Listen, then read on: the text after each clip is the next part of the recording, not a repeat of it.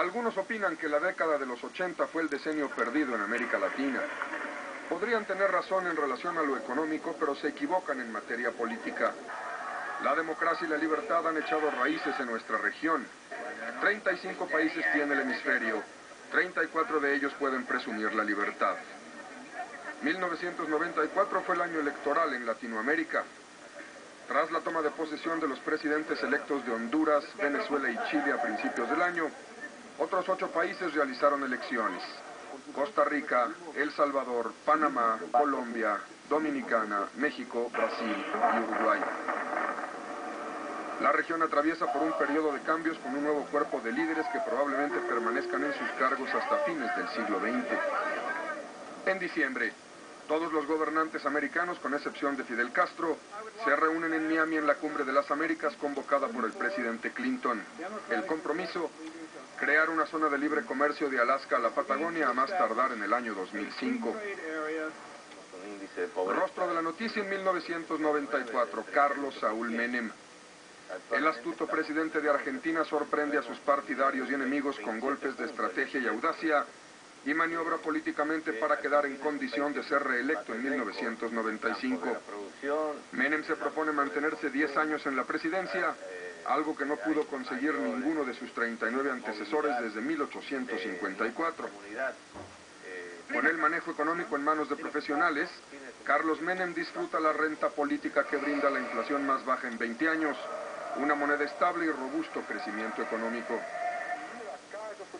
Como ministro de Hacienda se propuso bajar la inflación y lo logró, de 42% en junio a 2% en octubre. Fernando Henrique Cardoso, un destacado intelectual brasileño, corta el gasto público, cuadra las finanzas, lanza una nueva moneda, el real en lugar del cruzeiro. Es un político que cumple lo que ofrece y conquista la presidencia del Brasil en las elecciones de octubre. Llega así un periodo de calma después de las tempestades de años anteriores, en que la corrupción defenestra al presidente Collor de Mello, absuelto de cargos a fines del año. Cardoso asumirá la presidencia el 1 de enero, en que también se pone en marcha el Mercosur, uno de los arreglos de libre comercio y unión aduanera más ambiciosos del continente, y en el que son socios Argentina, Brasil, Paraguay y Uruguay. Uno tras otro, los sobresaltos financieros sacudieron el ánimo de los venezolanos y golpearon duramente sus bolsillos. El desastre se inicia con el año. El segundo banco más grande de Venezuela se desmorona y arrastra en su caída a otros 8 bancos, con lo que el sistema financiero se va a pique. El gobierno lanza miles de millones de dólares para cubrir los depósitos, pero el dinero se desvía a la compra de dólares. La especulación provoca la devaluación del bolívar en un 100%. El presidente Rafael Caldera responsabiliza de la catástrofe a lo que llama la mafia de banqueros, que utilizaron fondos de sus clientes para otorgarse créditos multimillonarios sin garantías y con empresas fantasmas, la historia de siempre. El ministro de Hacienda en Venezuela dice: fue el mayor contubernio político-económico registrado en la historia del mundo. La acción fraudulenta de los banqueros queda impune, conservan sus acrecentadas fortunas y la posibilidad de gozarlas en dulce libertad. Pagan los platos rotos los más pobres, como siempre, con el desempleo y una inflación cercana al 80%. Rostro de la noticia en 1994, el de Carlos Andrés Pérez, expresidente de Venezuela. Destituido por malversación de fondos y peculado, Pérez pierde su aire pintoresco y alcanza la condición de reo. La justicia lo envía a prisión durante 70 días y después queda bajo arresto domiciliario por razón de senectud. Aborrecido por la opinión pública, sumido en el ostracismo, expulsado de su partido, Carlos Andrés Pérez se dice víctima de juicios políticos y odios de adversarios. Como todos los pillos, proclama su inocencia. Se presentó como lo nuevo, pero resultó ser lo viejo, a saber, beneficiario de la corrupción y las prebendas que tienen hartos a los italianos. A sus 57 años de edad, Silvio Berlusconi pone al servicio de sus ambiciones la fuerza del grupo de medios de comunicación más poderoso de Europa y del cual es dueño.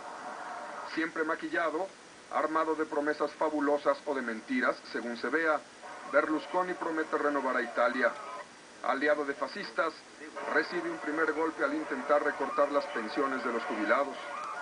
La sociedad le asesta un zarpazo cuando pretende terminar con la operación Manos Limpias que ha llevado a la cárcel a miles de funcionarios en esa política a la italiana de chanchullos, favores y componendas. La formidable maquinaria de propaganda no basta para salvar a Berlusconi cuando se descubre que sobornó a inspectores del fisco. Silvio Berlusconi conoce la derrota al caer su gobierno tras 8 meses en el poder.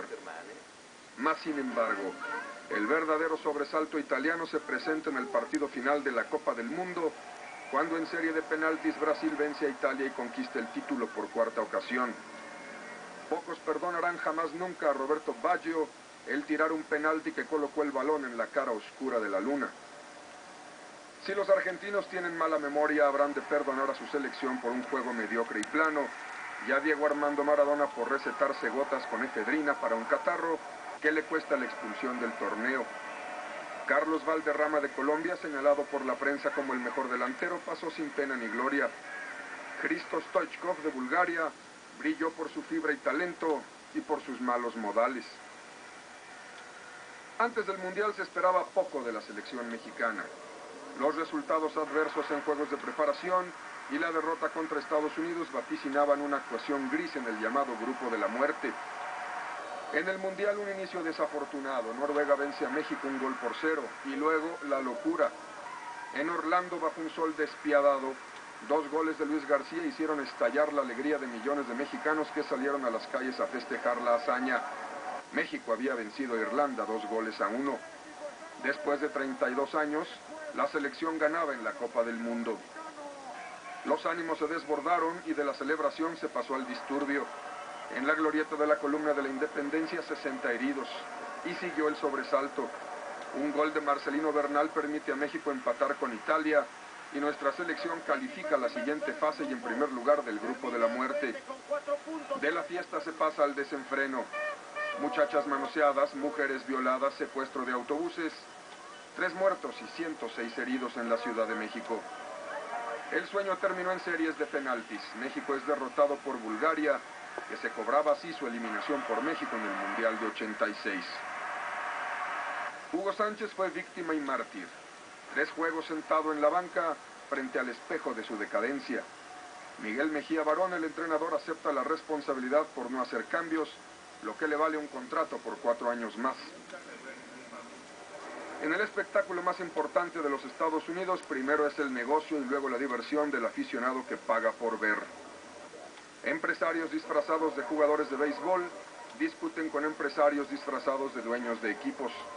Sin el menor recato, se disputan las suculentas tajadas de los dineros de esa máquina monetaria y publicitaria llamada béisbol, que alguna vez fue deporte y alguna vez pasión y alguna vez hazaña. Por primera ocasión desde 1904 no se jugó la Serie Mundial, que sobrevivió a terremotos, depresiones económicas y guerras mundiales. Porque una cosa son las guerras y los terremotos, y otra muy distinta, sí señor, los negocios en el mundo del béisbol.